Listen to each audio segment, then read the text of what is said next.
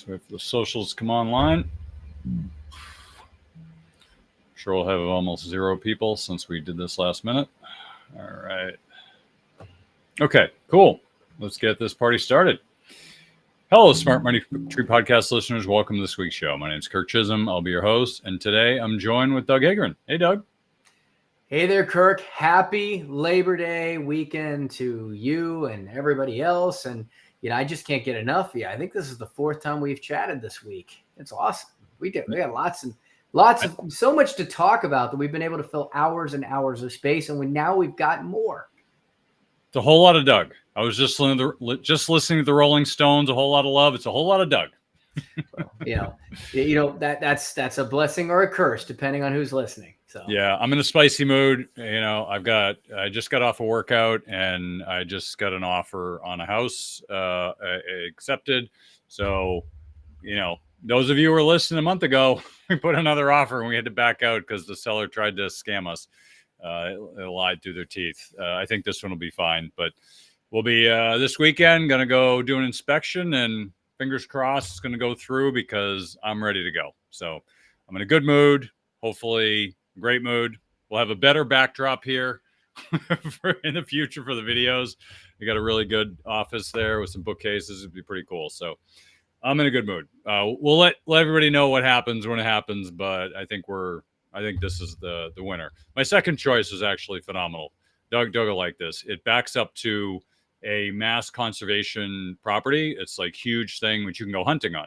Now, as I've told people I don't hunt, but my son wants to. So I was like, this would be really cool. And you walk around, it's like acres and acres of land and woods and lakes and cool stuff. And it's basically mine. I don't have to pay for it because you can just walk around it. Anyway, it was kind of cool. But this is better.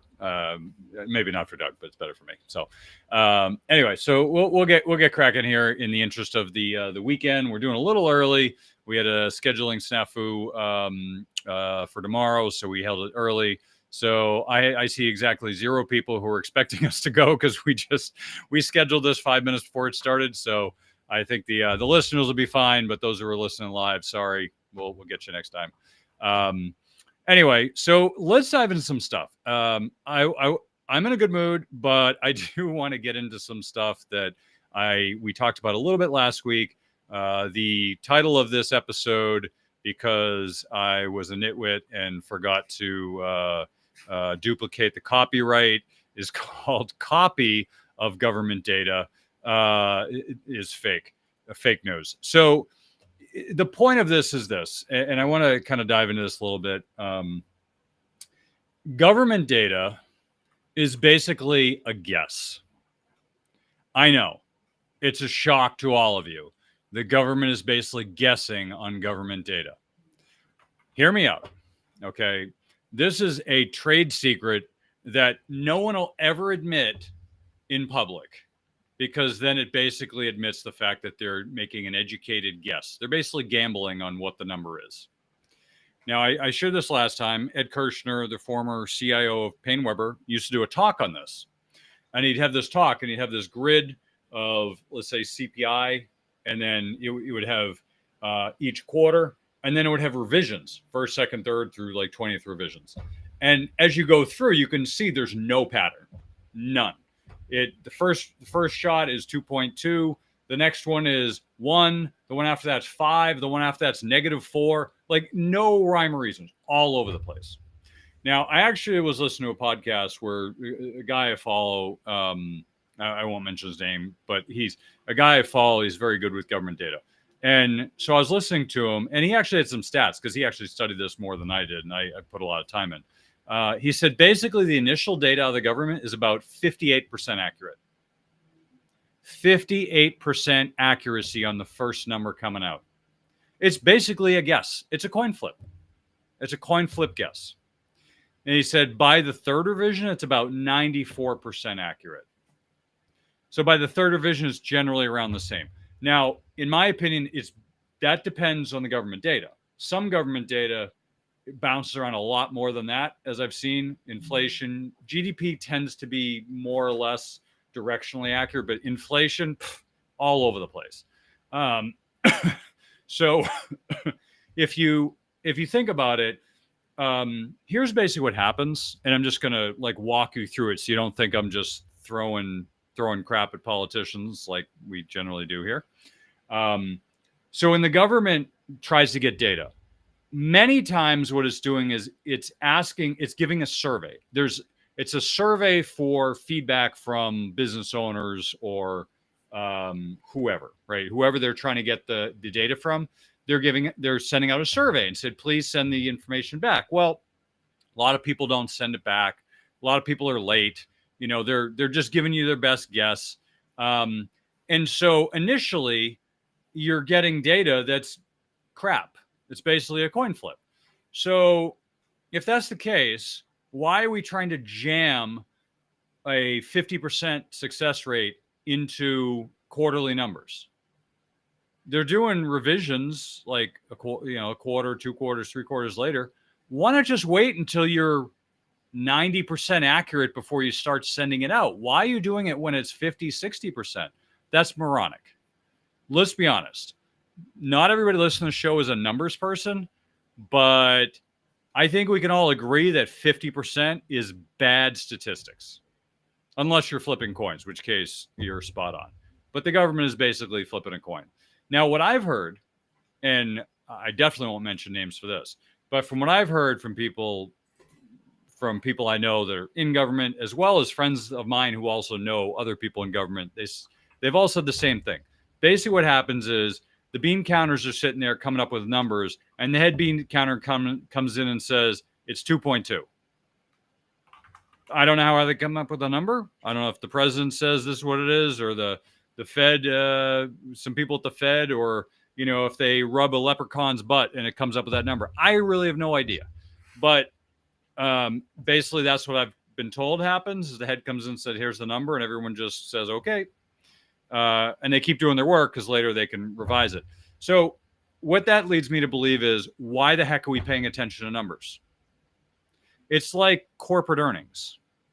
I don't know if anyone's noticed this, but corporate earnings are managed. I remember starting to notice this with General Electric and Microsoft. It was like magic. Every quarter, like magic, Jack Welch hit his number. Wow. Not only did he hit his number, he exceeded it by 10% every quarter, like magic. And Microsoft did the same thing. Now, Microsoft is going a lot more than 15% or whatever number they were putting up. They were going like 30%, but they kept saying 15, 15, 15. So they managed it. Now, I've also heard from a lot of CFOs I've spoken over the years that it's very easy to manage your earnings. And what tends to happen, I don't know if you guys have all noticed this, but every once in a while there's a bad quarter. Bad April. Market goes down 20%, 30%. Oh my God, everything's terrible. Companies come out. Oh my God, our earnings are going to be terrible. The tariffs are going to kill us. Blah, blah, blah, blah, blah. Let's lower earnings by 50%. Next quarter comes out. Oh, we beat earnings.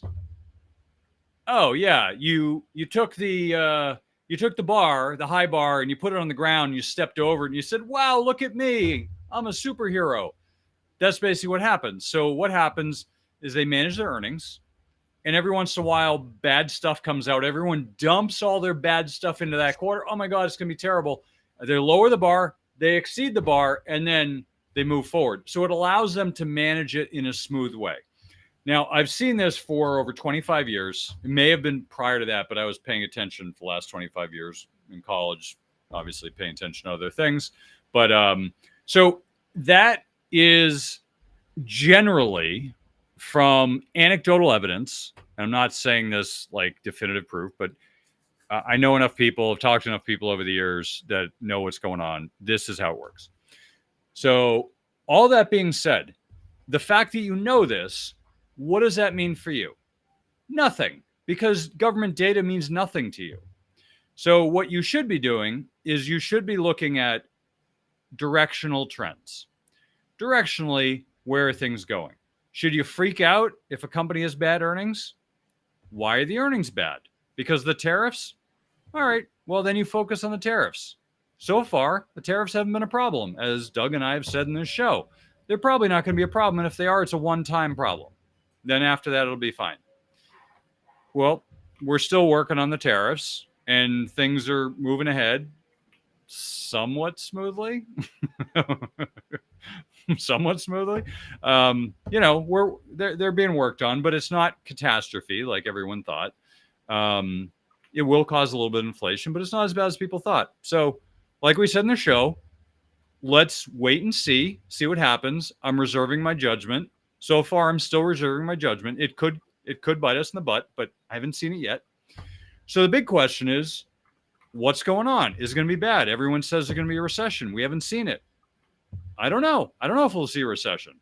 I'm skeptical. I think we probably will, but I thought that 2 years ago, and it was managed then. It's being managed now. So maybe we never see a recession ever again.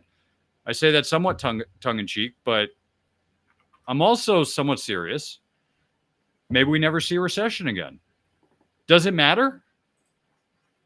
It's an honest question you have to ask yourself. Does a recession matter?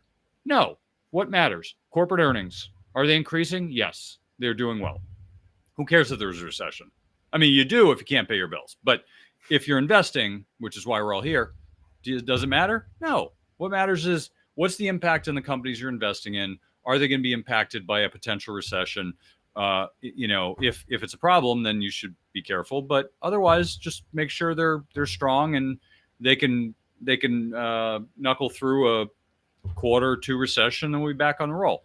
So I haven't seen anything that's disturbing. Well, let me rephrase that. I've seen a lot of things that are disturbing, but nothing imminent, nothing around the corner that I've seen. It could be. We could decide to. I won't get into international politics, but certain countries could rope us into another international affair. Those countries won't be named, but because I value my life. But if we get pulled into another international affair, all bets are off. But withstanding that, Trump seems to want to have global peace, and kudos to him for that, because that's what I want. So as long as we're on path for that, I think we'll be fine. But we'll see. So anyway, we'll get into some of the data in a minute, but I wanted to just kind of share that framework, because I think a lot of people get caught up in the data. They get caught up in the nitpicky stuff that frankly don't matter as much as you think they should. And when I say should, we all think they should happen in a certain way, but it doesn't mean they do. So real quick, I'm going to share these, and then we're going to move over to Doug and let him pontificate on stuff that he's smarter than me on. So Consumer Price Index. These are the last 10 years or so, and it shows different items, and it just kind of shows how they operate. Non-seasonally adjusted. I want to point that out. Seasonal adjustments are another way statisticians like to pump the brakes when they decide to, or they decide to fluff up the numbers. So I don't like seasonally adjusted. I like seeing the real thing. So as you can see, there are many forms of inflation, but they're all kind of around the same. If you look at all items, it's like 2.7. If you're looking at core, it's like 1.2. If you're looking at the highest, super core services 3.6. So just something to keep in mind. We also have, I wish I'd put all these together, but I didn't. We have the monthly change. These are the breakouts of what's doing what. Medical care services, and it shows the previous month in the red dots. The medical care services going up, transportation services going up, household furnishing supplies is going down but still high. Trash collection, blah, blah, blah, recreational commodities. So there's a bunch of things high. The things that are low, education and communication commodities. Don't know what that is. Energy. Oh, okay. So energy, education, communication, and commodities. All of those have declined, which is interesting because commodities have been a little elevated and have been doing well, especially precious metals. They've been going higher, so I expect that to turn around at some point. But just things to keep in mind, when you're looking at these numbers.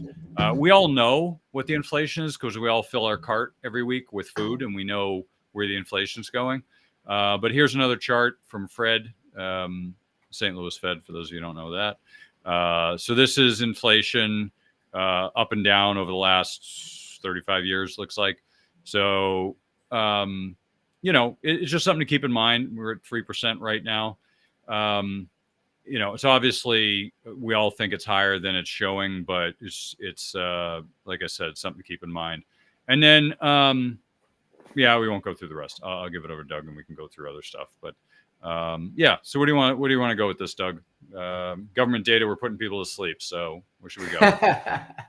Well, since we're talking about government data, we'll kind of keep it just a little bit more on that track, but less maybe sleepy. I just posted that now they have updated the employment gains, and there's actually a screenshot for this if you want to share it. It's one of the last things I put in there. Doug, speaking the mic, it's harder to hear you. Oh, let me double check. I am speaking in the mic. Let me see what's going on here. Hold on a second. No. Testing. Much better. Much better. Weird, because it's in the same spot it normally is. Don't know what's going on, but is this better for you? Well, not that close, but yeah. I'm just teasing. All right. Anyway, so I did post this. Employment gains are now just 35,000 jobs per month in the last 3 months. A year ago, those employment gains were 123,000 jobs per month. Now, again, what does that mean? Because a year ago, I specifically remember a conversation with you, Kirk, about how those numbers were huge and then got revised several months later. So I'm not really sure how that necessarily, correlates to the reality of the real jobs of the time. But entry-level job listings are shown as being down 15%. Applications are up 30%. 41% of 2024 grads are underemployed and 58% are still job hunting. I can tell you that my daughter just got her nursing assistant degree, and she's 16 years old. But good for her. She's kind of working ahead, and she's put some applications out there. And even in the nursing world, it seems to be a very slow response rate, which is typically an area where they consistently needed more people in terms of looking at and interviewing new individuals to come in. We have, we also, talking about the data kind of on the other side, there's been the predictions about what do we expect in terms of rate cuts. I think we were talking a couple weeks ago, and we've been through this before, Kirk. You and I are not new to this. We're not new to talking about this, about how these predictions tend to kind of flow like the tides in the morning, in, out. Well, there is, they have now moved the odds of a September rate cut, which were 99-ish% a couple weeks ago, have now moved to 75%. There was a period not that long ago when when the markets were betting on 6 cuts to happen, and that was back February 2024. We got that hot CPI report on September 11th. If we get a hot CPI report on September 11th, the question remains, what's going to happen? Will there be cutting of rates? So we start to see, again, these predictions markets, they're all over the place. There's absolutely, there is absolutely no consistency on them. You look out, it's meaningless. The data is consistently moving. It's consistently flawed, and it's anybody's guess what's going to happen. But you talked about the recession. What does that mean? Well, it really depends on you made some points about, are people going to be employed? Are we feeling things? Retail, food service, there's some new data coming out. Retail sales, food service, and drinking places, monthly percent change, 3-month moving average. The last time we saw it negative was February of this year. And then it spiked up to kind of around anywhere from 0.4 to over 1% change. Absolutely plummeted down to about 0 in a 1-month period between June and July. Obviously we don't have August numbers yet; those are going to come out. Prior to that, I said February was negative, and then prior to that, it was March of 2024. So we are kind of, we generally, from that, previously we were kind of seeing negative, kind of coming out of the winter months. But now to see it in July, just to give some context, July of last year, it was up about 0.5, a little under 0.5%. July of 2023, it was up almost 1%. So this is this doesn't seem to be tracking the trends that were in place. From that, from an aspect of kind of what's going on. Are we eating out less? Or are consumers tightening up? You have a chart that you found that I think is interesting. We've talked about this before. Delinquencies on the rise, and they've spiked up. Now this data is a couple quarters behind, but we had actually seen a downtrend of delinquencies going into from basically, for the most part, since 2011. And there had been a little bit of a rise, obviously 2020, 2021 with COVID. We had definitely seen a consistent downtrend of delinquencies of 90 days plus from around 2011 down to around 2018. It came back up in COVID. Again, that's an anomaly. It came back down to 2022. Over the last 2 years, it has spiked up to 12%. If we go back to 2009, 2010, those delinquencies were at about 12% then. So we're back to where we were coming out of the Great Recession. The one that it's really not a surprise to me is student loans. They were on a pause. Since COVID, and as I said about a year ago when they were talking about ending this, that we would start to see a rise in delinquencies there. It's spiked up from almost zero. I mean, it's hard to be delinquent if nobody's demanding it. Now we had seen about 5% in 2003 that kind of went up to an average of around 11%. On student loans that was consistent from about 2013 to 2020. And then boom, with removing that as a mandatory payment, it plummeted down to, from 11% down to zero over 2 year period. It has spiked all the way up to its long-term average, about 10% is just under. So again, the pain was taken away, temporarily paused, but not removed. We've still seen home equity revolving down, mortgage down, no surprise. Interest rates being super low. Auto loans have held pretty consistent. But the fact that we're Kirk, I got to ask you, you're buying a home, right? If you got into financial duress, what's the last payment you're going to skip? The home. The home. Got to live somewhere. Absolutely. So I'm not surprised that we're seeing very low delinquency rates on home equity and mortgage, because people are going to keep paying those so they have shelter over their heads. But guess what? It is a sign. What's the first thing you're not going to pay? Student loan. Can't take anything from you. It's not collateralized. The credit card. It's not collateralized. The auto loan. Hey, if you've got a job, yeah, you can take the bus if you live inner city. The bus doesn't come to my house. So guess what else I need to have? I've got to have a car. So the fact that we're not seeing spikes on mortgages and auto loans, it's not really a surprise to me. These are critical and they're collateralized debt. The non-collateralized debt spiking up tells me that we definitely are starting to see consumers that are feeling the pressure. We've talked about that. And we're starting the consumer sentiment, the percentage who expect us to see a change in unemployment in the next year. We've seen that spike from around 30% of people down to almost 70% of people now are feeling that pessimism. And that's a rise of almost 40% in a 1 year period. The last time we were that pessimistic, 2008. And the last time before that was 2000. So that tends to coincide with times in which unemployment was more challenged. And by the way, speaking of the auto loans, you have another really good chart there. And this, I've talked about this, auto loans are getting longer and longer. It used to be, okay, do you want a 3-year loan, 4-year loan, 5-year loan? Now it's becoming increasingly common to have a 5, 6, or 7-year loan. Now, I want to make a little bit of context on this. I don't personally have a problem with that, actually. But that depends on the situation.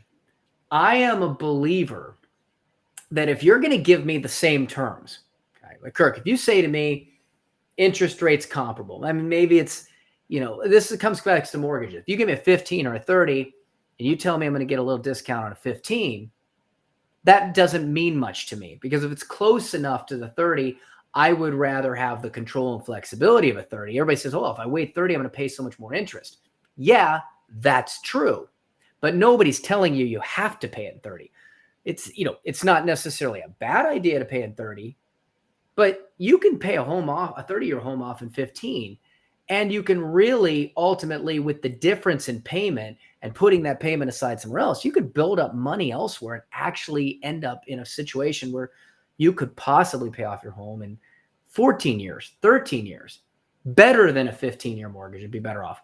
Same thing with an auto loan. Anytime you're going to give me the flexibility of taking a loan and spreading it out longer, most variables being equal, works for me. Because here's the reality is we've got cash flow is king. Okay. So if I've got $30,000 I owe and I can stretch that over 3 years or I can stretch it over 7, I'll take the 7 if variables are comparable because I could still pay it in 3. What it's about is control of my money.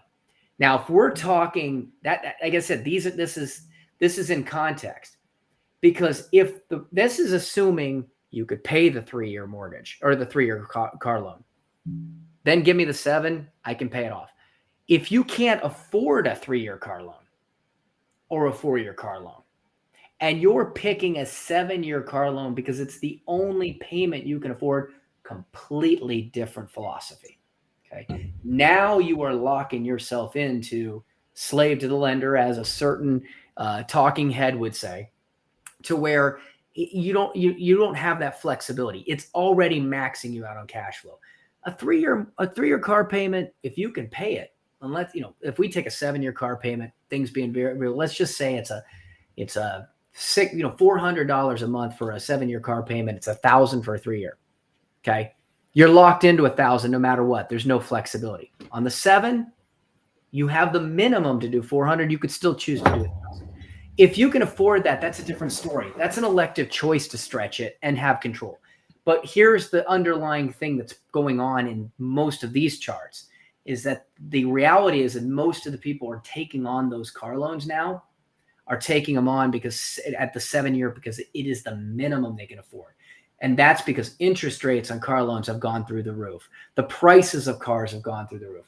It's the same issue that we're seeing on the mortgage side of things, Kirk, where what are people doing? They're starting to come out with creative loans that go past 30 years now. Why? Because housing prices are way up here. Interest rates are way up here. You and I have shown ad nauseum the number of charts that show what that takes and the affordability.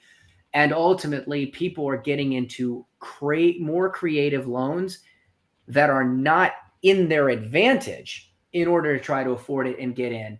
And there's no wiggle room whatsoever if something goes wrong. And so if we start to see credit cards and other things going up, this is a scary scenario at the bottom of the income curve. So it's a great point, Doug, and I'll actually give some context to this because I came across this recently. I bought a new car because I shared it in the show.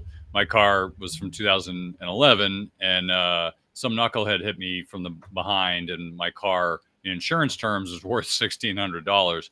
Even though it was perfectly fine, it was a Honda Pilot. I could get another 100,000 miles, look good, no issues. And because it was old, insurance company totaled it, even though I literally could have slapped some paint on it and kept driving, but I was like, whatever. And so what was interesting was I went and bought a used car. That car actually I bought was a new car, the 2011 when I bought it, because new cars were actually cheaper than used cars at the time. Because it was a Fukushima incident and it was, Honda. So it was anyway. So the car was glowing. I got a 2-year-old car, 2 or 3. It was a 3-year-old car. It was a 22. Great. It was a good deal, like what I got. And so they go to finance it, and I'm looking at it, and it was like, all right, you could pay it 3, 5, or 7 years. And 3 years, I forget the rates, but I'm just going to make these up off the top of my head. Like 3 years is like 5.5, 5 is like 6, and 7 is 6. And I was like, give me the 7. Like, I want flexibility. I want, so the way I've kind of always looked at debt is have the best flexibility possible. So when I bought my condo years and years ago, I got the interest only loan, which is, I think for 10 years it couldn't go above a certain amount. And for that time it was perfect because it was basically zero. And I got it. And so what I did was there were great low rates, and I knew it would eventually go up, but I figured rates would be low because if you have a recession, they're going to stay low anyway. And so what I did was I got the lowest rate, and then I kept pumping in principal every month. So I paid it like it was a 30-year, but I had the flexibility. So if I was short, I have to pay taxes or something, I could just pay the interest only. And I had the flexibility to do that. And anytime I've ever done loans, I've always tried to have the most flexibility possible, like in the 5 to 7 year. There was no disadvantage to going 7 years. So I added extra bucks onto the 7, so it's paid down like a 5. But if it needed, and frankly, it's not that much, and maybe an extra $100 or something. But like, if for whatever reason I got tight or needed to do something, I have the option. Now the other thing is I could always just pay it off when I felt like it. So the reason I did this is when I bought the car, I knew I was looking for a house, and when you're looking for a house, what's the one thing to look at? Monthly payments. What are your monthly payments? And not cash flows everything. Yeah, not Netflix, but like credit cards, car loans, education loans. What are you paying every month? And they deduct that off what you can pay the mortgage. So I knew I wanted to have the most flexibility possible. So what did I do? I said, all right, I want the lowest payment possible. So that's what shows up on the credit report. So then when I'm actually going to get the house, they're like, oh, it's only $500 a month when I'm actually paying $750, but they don't know that. So, it's $500 a month. Great. Okay. It's fine. It won't impact it. So Doug and I have been around long enough where we know how the system works and we know how to manage things appropriately. But I just mentioned this because what Doug said is 100% correct. However, if you have the stomach for it and you have the strategery for it, it's not a bad idea to have the flexibility, but pay like the better deal, as long as all else is equal. Now, if we're talking a 15 versus a 30 year, well, that's probably a % difference, and that's not going to be the same. But if you have enough down where the bank is safe enough, they will give you the lowest rate possible. And so you have to think about, like, what am I trying to accomplish? I know interest rates are going to drop. Like, they're already dropping for mortgage rates because Trump said they're going to drop, so they're going to drop. I don't think Jay Powell wants to be a whipping boy is more than he is. So if you think about where things are going, eventually rates are going to keep going lower at some point, and I'll just refinance lower. And if they get skyrocketed, whatever, I'll just keep it. But I think the thing to think about is you have to think of this like 3D chess. You can't just think about like what's the rate. You have to think about, all right, what in the next few years, how's this going to impact me? How are my other debt loads going to impact me? Because when you think about things like college or credit cards or if you look at the government, we talked about this in the show. There was a rumor which actually has been upended by Bessett. The rumor initially, the Mar-a-Lago Accord, was they would try to get government debt out 100 years at like really low rates, and then they basically punt on inflation and interest. So that would have been a good deal. Instead, what they did was they put together stable coins, and they're going to pump a bunch of treasuries into stable coins, and that's going to be interesting. You have to really think these things through. I can tell you from going in the process of buying a home, if anyone wants to know where the top of the market is, it's now. It'll be in a month when I close. That'll be the top of the market. I bought my condo in 2006, and 2005 I think was the peak. So I bought my condo in 2006. So I'm buying a house now. So it's inevitably going to be the peak, which Doug and I have been talking about for the last 2 years, and now I think it's happening everywhere. But Massachusetts is dropping in rents and prices. Massachusetts will probably stick, but I'm going to stay for the next 10, 20 years. So I really don't give two poops. So, whatever we talk about in the show, your home is a personal expense. It is not an investment. No, I don't want to lose money, but I don't expect to sell anytime soon. And frankly, I got to live somewhere. So it's not, I don't look at it that way. And frankly, if I move and it costs me some bucks, well, it's going to cost me to live somewhere. So, it's a good deal. I'll be here for a long time. But the thing is, when you're looking at a house, and to be fair, the people who own the house that selling it to me, they were going to do the same thing, but then their kid had to move to a different school, so they had to move towns, and that's why they're selling. So I empathize with them because we got kids with learning stuff too. So it's challenging. You don't always know what's going to happen, but I think if you can look beyond the price and just say, "Hey, I'm living here for the next 10 or 20 years," it's not going to really matter. Everyone wants a good deal, but as long as you look at it as not an investment, it's a personal expense, then it is what it is. It's basically a monthly payment, but it is nice to have the flexibility so that you can pay it down. Now, I will say another thing, because as I go through this process, I'm learning more and more each day, because you just learn stuff by asking good questions. One of the things I learned, so let's say I had $100,000 mortgage, and the property's worth, let's say, I don't know, 200, make the numbers easy. And I decide, at the end of the year, let's say I get a bonus. A lot of people get bonuses. Let's say I get a bonus, and I want to take 50,000 and put that into the principal. Apparently, what banks will do, if you put enough in, where you're like if you put way more equity than you had planned, they will recast the mortgage. I think they call it recasting, but they'll recast the mortgage. So you're not refinancing it, you're just recasting it. So instead of $100,000 over 30 years, it'll be $50,000 over 30 years, or 29 and a half years. So your monthly payments will lower. If you can do it, you don't want to do it all the time, but if you happen to put in big checks and you're like, you know what, I just added a chunk, can we recast this? And your monthly payments will drop. So not a bad idea. However, if you think about mortgages, you're either lowering your payments if you're recasting, which, like I said, not all banks will probably do this, or you're shortening the maturity. So two things happen. Let's say you put an extra $100 into a $200 a month mortgage. You put an extra $100 in, effectively you're shortening the time that you owe. So the 30 years, and these numbers aren't the way it is, but I'm just making them up for this, just so you don't think it's one third.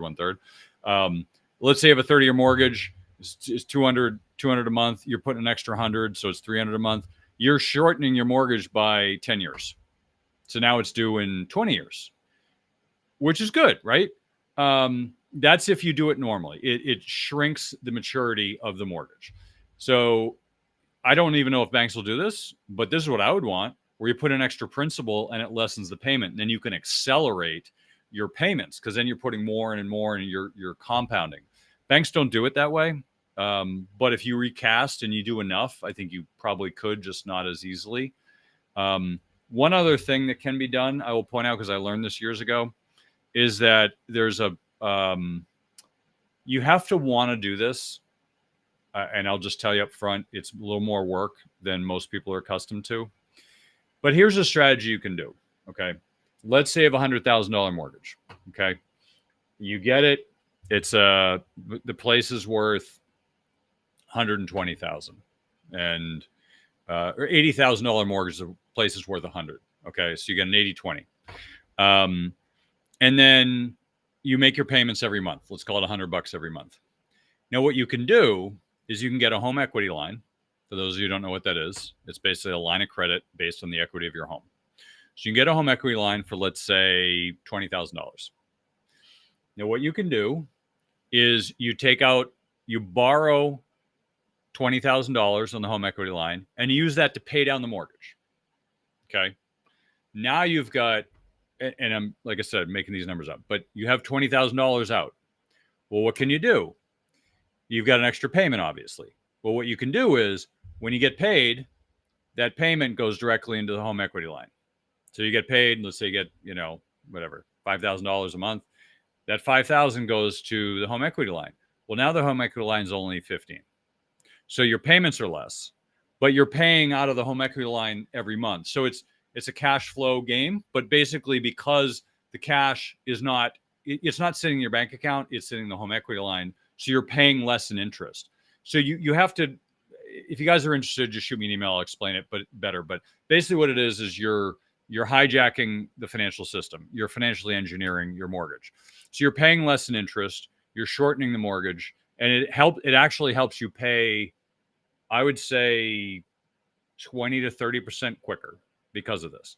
because the cash, instead of sitting in your bank earning zero, it's sitting in your home equity line, not paying out interest, which you would have paid anyway in a mortgage.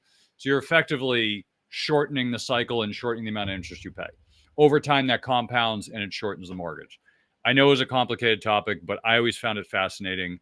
It's not for everybody. You have to really run the numbers, but you can look it up online. There are people who do it. It's big in Australia. There's like a multi-level marketing company in Australia that pitches this. That's how I initially found it. And of course, like, why do I need to sign up? You just shared with me all how it works. But apparently it's big in Australia. So anyway, there's a lot of things you can do with the financing, but I want to share two more things and let Doug wrap it up. So I saw a few charts. One of them was kind of interesting. I'm going to share this. State of global fertility. I know we're kind of pivoting hard on the topic. Good segue. But I found it interesting. So if you look globally, all of kind of the developed countries, more or less, are between 1 and 1.9% fertility rate. And that is below the replacement rate.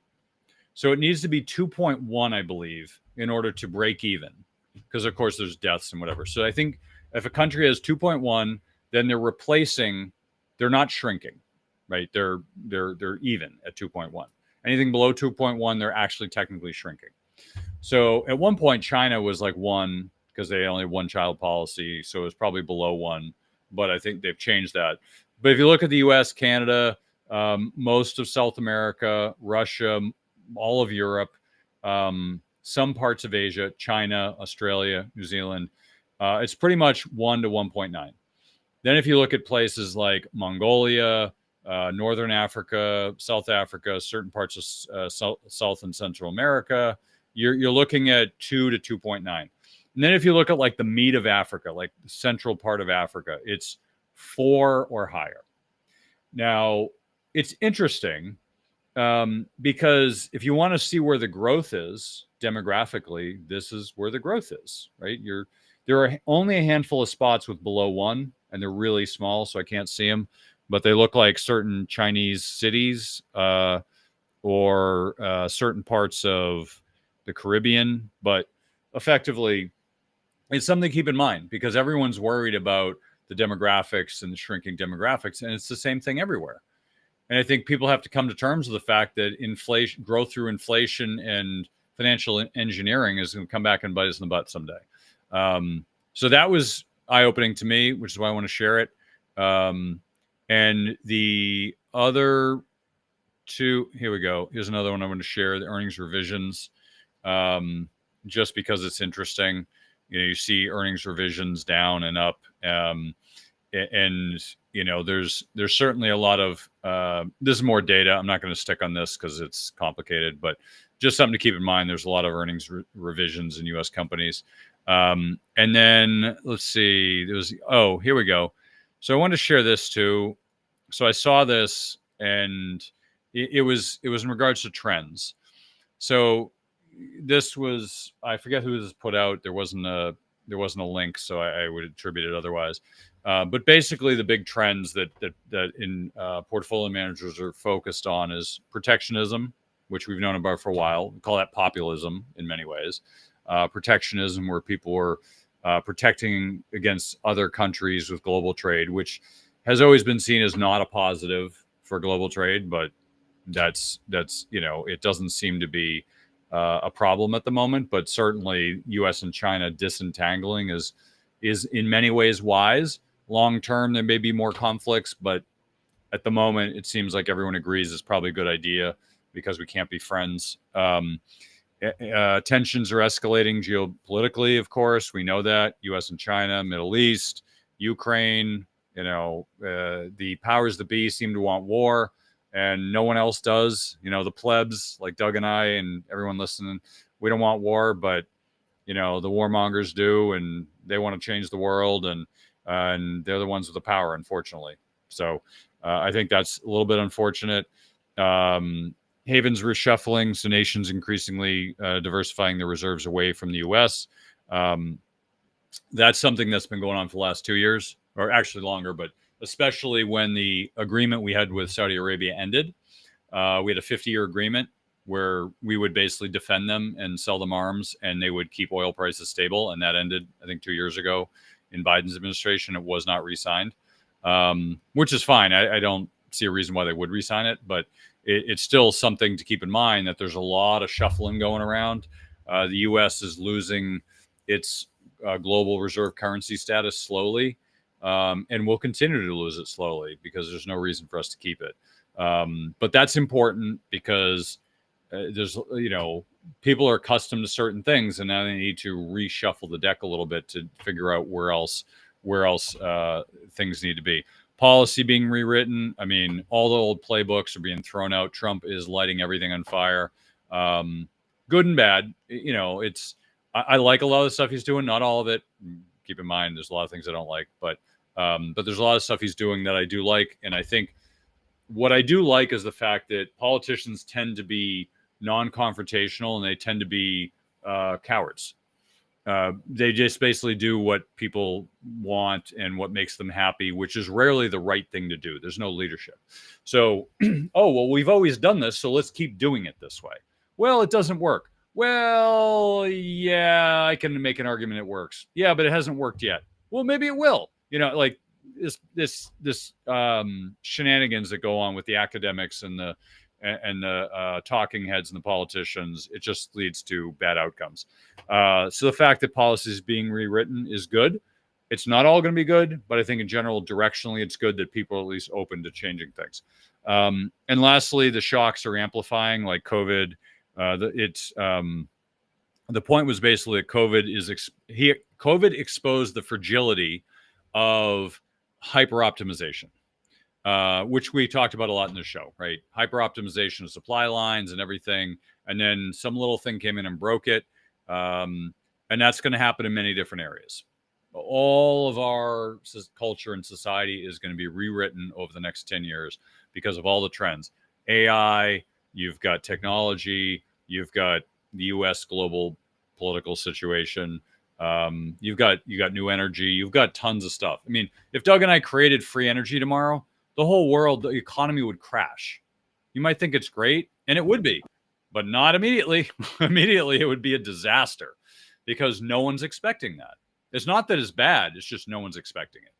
And people need time to adjust to things. So that's why when Trump said, we're going to have 300% tariffs on China, everyone flipped out. Markets went down 20%. Said, just kidding. Taco trade. Trump always chickens out. That's the taco trade. So when people they see things they're not accustomed to, people freak out. So there will be some subtle shifts and there'll be some major shifts, but overall, I think directionally we're going in the right direction. I hope we don't have any black swans. That's my thing. So Doug, final thoughts and maybe take us home here. Yeah, well, a couple things. You talked about COVID. I just saw some today. COVID spiking again. Oh well, going into the season. Now here we are. So the political, let the political debate on that begin. Do you want to begin it now, Doug, or do you want to go get your tinfoil hat, or should I haven't made one, Kirk. I'm not there yet. Where I'm okay with them reading my brain at this point, but I'm starting to come around on probably needing to build my my reflective. Exactly. Oh God, I hope you didn't just use those. Just so everyone knows, Kirk worked.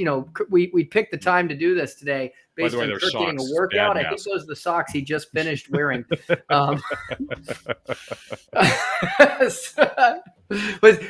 her name? Catherine McGuire. Yeah, exactly. We talked about. I want to go back because a couple of things you said there.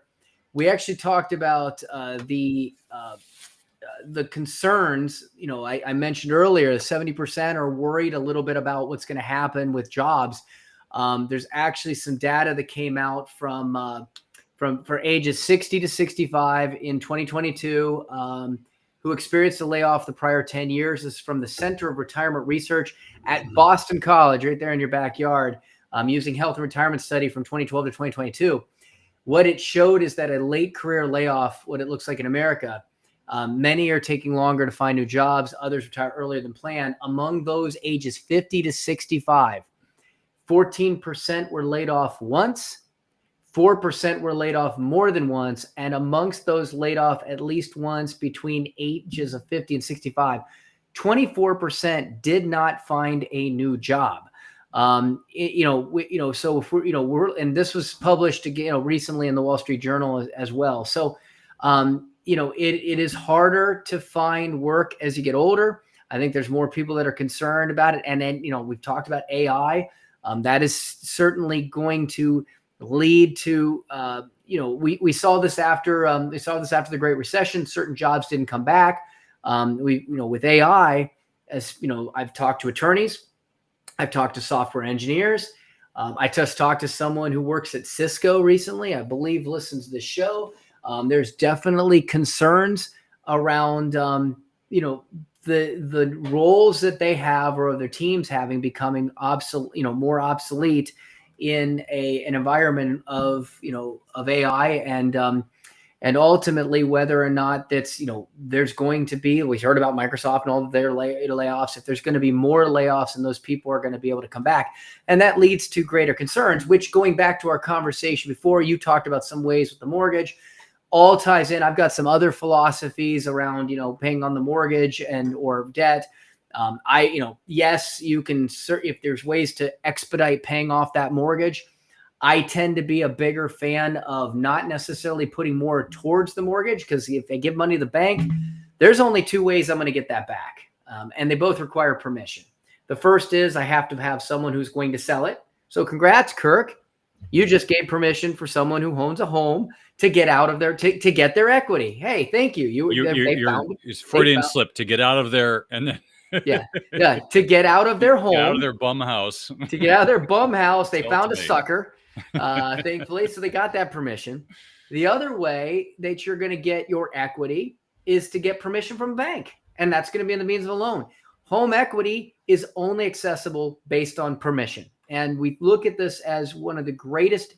It is, in fact, one of the greatest assets in America that Americans have. Trillions of dollars of home equity. But it's going to remain untapped for many. And we're just seeing absolutely plummeting, staggeringly low numbers of sales, back as bad as they were, in 2007, 2008, 2009. So if you're thinking that this equity is going to be usable to you by selling your house, depending on the market you might find a buyer, and that's going to come back, but it's going to take time and patience. We're seeing right now 39 of the top 50 U.S. metros have seen month-over-month housing price declines for the first time in history. So part of it is going to be, can you find a sucker to buy your place, a Kirk? Or, what'd you say? Or secondarily, are you going to be emotionally or financially willing to give up some of your equity to find it? Because at some point, there's always going to be an equilibrium where you're going to find a buyer. But right now, we have the stubbornness of movement where buyers are not willing, either by emotion or affordability, to go after homes in general. And sellers are not willing to give up their 2%, 3%, 4% interest rates or their paid off equity. And they see this equity as what I have is what I have. The thing is, you got to remember, you didn't have that equity 10 years ago. If you're banking on that equity, you got to figure out how you're going to get it. And so, okay, maybe your equity is $800,000. How reliant are you on that 800, or do we need to get it back down to, are you willing to go to 700? This is where things aren't moving right now. And that's where it's going to take a lot of patience. So long story short, too late. I think that ultimately, my opinion is, if you can find a way to take your money and not give it to the bank and put it in the side somewhere else where you have liquid accessibility to it, you can still use that money to pay off your home early if you want. But from a liquidity standpoint, there are there are 5 major risks in retirement: inflation, longevity, market volatility. We talk about all of these things. There is taxes, there is access to capital, and mortality. That's what falls. These are the big ones. And so access to capital is the number one cause of financial stress. And that's the problem. If your money's all tied up in equity and you're trying to find money, you better hope someone's going to give you permission. By the way, I know we're a little bit over here, Kirk, and we're going to head to the weekend, but you mentioned tariffs earlier. So I just want to touch on this. How will tariffs hit key products? I put this on I posted this up there if you want to share it, from the Heinrich Foundation for Advancing Sustainable Global Trade.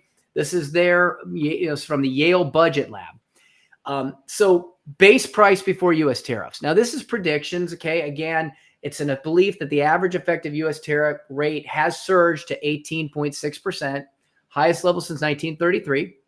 And so there is this expectation that you're going to see hikes for consumer prices, especially clothing, food, and cars. Now, there are people that believe that inflation is not going to occur, right? And so far, we haven't felt it. Companies are absorbing it. May or may not happen. We tend to be a little bit more bullish about the effect of it than others do. But let's say it does happen. There's where there is some agreement. Whatever it is in the short run seems to be something that will be much worse than the longer term. So even if we see it spike, what happens is the more expensive things become, the more possible you're going to see over time a substitution to cheaper resources. Now, the Trump administration would like to see that substitution mean going away from foreign goods and foreign crops and foreign production to U.S. production. And that's very possible that could happen. There's a reason we're not seeing Toyota too upset about tariffs. They already have factories here. And if we can get agreement of other companies to build here, the tariff becomes less of an issue. But there's other things that may come into that. So if this chart, and again, I don't know if you're showing it, you're not. Okay, so 41% short run expectation, the price of metals. By the way, metals tend to be in a lot of goods. So that's a trickle down effect. 36% effect on clothing, 31% crops, 26 electrical equipment. By the way, it has metal in it too. 17 in electronics, metal. 14% machinery, metal. 12% motor vehicles, metal. 11% manufacturers goods. You see a pattern here. Metal's going to trickle down. Interestingly enough, fishing fell at 10% there on the list. But what they see over the long run is that even a massive spike in metal, 41%, will settle in the long run over 10 years into 17. So it's going to come down. Clothing, they feel 36 to 18. Crops, 31 to 15. Electronic, 26 to 12, et cetera, et cetera. So again, even if those that are bearish on tariffs are right, over the long run, they tend to believe that from the data they're going to get absorbed in, and it won't be quite as drastic longer term as it is short term. But again, these are pretty heightened expectations for the impact that, as of now, companies have mostly absorbed. And again, as we know, Trump could make an agreement any day with any company to decide that or a country, to decide that there is no longer going to be that impact that we fear. All right, so I'm going to wrap out here. We head to Labor Day weekend. Here's the thing. College planning is wealth planning. And with the new big, beautiful bill reshaping loan limits, that's what we're talking about, debt, doing nothing is the fastest way to let Washington dictate your family's financial future. And I want to be brutally honest. Most financial advisors avoid college planning altogether. They don't study the strategies. They don't understand the formulas. And instead, they lazily default to half-truths. Just open a 529. Sound familiar? As if that's just going to solve it. It doesn't. In fact, it often backfires. And the worst part, they don't even know they're failing their clients. The financial industry is full of comforting half-truths about debt, about retirement, and about paying for school. They sound safe, but they drain wealth. And the families who follow them and end up sacrificing their future without even realizing it. Here's the truth. It's not about the pile. As we talked about today, cash flow, it's about the paycheck. The income you can reliably draw on without running out. And that's why this may be you, but we're hearing more individuals worth $3, even $5 million still worry. They have accumulation, but no income plan. And college is one of their biggest drains. Tuition today can quietly rob retirement income tomorrow. So ask yourself, are you going to let the system just slap you in a figure 4 leg lock, or will you climb the top rope first and dictate the match? If you've had any doubts whatsoever about whether or not you're getting the right advice on college, retirement income, or your overall wealth plan, listen to that little voice. That gut feeling is real. And if you've ever wondered why millionaires are afraid of running out of money, it's because they don't have the plan. Don't ignore it. Change it. Do it differently. Take control. Visit mergentadvisors.net. That's MERGENT.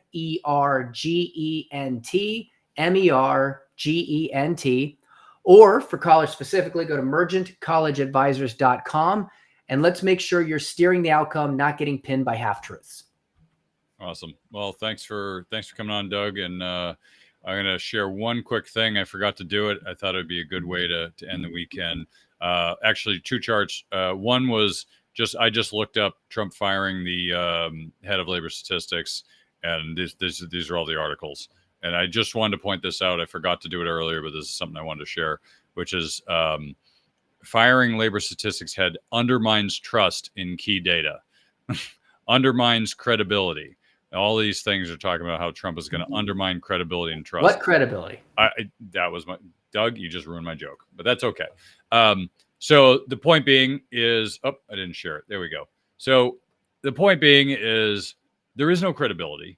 Anyone who is credible in the financial industry knows that this stuff is not credible, and it's just a big game to pull one over on the plebs, on the everyday people. And I think that's in itself a problem. It really doesn't matter because these people are guessing. So one person versus the other, but at least we're talking about it. The other thing that I wanted to point out, I think Doug shared this with me, so I didn't want to go unanswered. But for every 8-ounce cup of milk consumed in childhood, increases height by 0.39 centimeters on average. Anyone think this is a chart crime? I know I do, because I drank a gallon of milk every day in childhood. It wasn't a good thing, I can tell you. I'm allergic to milk. But yeah, I should be like 10 feet tall, but I'm not. So you know what? I'm the same height as my dad. So this to me looks like a bogus chart crime. It's not really a chart, but I'm going to call it a chart. But data crime, because who the hell put this on? What was the focus group? 20 people? Like, come on. Does it even say who got credit? I mean, it's ridiculous. It says based on a 17-year longitudinal study. Blah, blah. I'm not getting all the details because it bore people. My father was 6. Listen, my father was 6'4". My mom was 5'4". I'm 5'9". We drank milk all the time. Yeah, it's a bogus study. If I hadn't drank milk, I'd be maybe 5'9". Yeah, I would be like 1 foot tall if I didn't drink all that milk, apparently. So anyway, the funny thing about science is people who see these things who don't understand science get easily confused. Here's the thing about science. There is no truth. Like, everything can be debunked. It just takes one person to come over and debunk it, right? The gravity could be debunked tomorrow. Like, 1 + 1 = 2 in math. It can be. Like, it won't, but it can be, and you have to be open to that. But anytime you see a study, you always have to ask, like, what's the quality of the study? Who's getting paid? Is it the milk institution? That's paying. I mean, science now is not even science the way it used to be. So anyway, I'll wrap it up on that note because we got to go. But so that's the show for this week. Thanks again for joining us, Money Tree Investing Podcast. My name is Kirk Chisholm, Wealth Manager of Innovative Advisor Group. We don't just manage your wealth, we make your life better. You can find out more about me at innovativewealth.com. And of course, you can find me every week here on the show. Please remember to subscribe to the podcast and the podcast app of your choosing. You can also check out the show at moneytreepodcast.com. On the website, you'll have access to the show notes, resources, and the archive shows. Also, check out our YouTube channel. When you're there, please subscribe and leave a comment. Lastly, please leave a share rating and comment on the podcast app of your choice. Don't forget, do your own research. This show is for informational use only. We're not telling you what to think, merely how to think about investing. We're also not selling any products or services, so do not consider this advice. If you have any problems, blame Putin. I do. Please send him an email, express your feelings. If you're seeking financial advice, talk to an oracle or a fortune teller or maybe just a licensed financial advisor. I'm one, but as I said earlier, I'm not selling anything. But I'm easy to find. Have a great week ahead, and remember, no one will care about your money like you do. So invest in your life.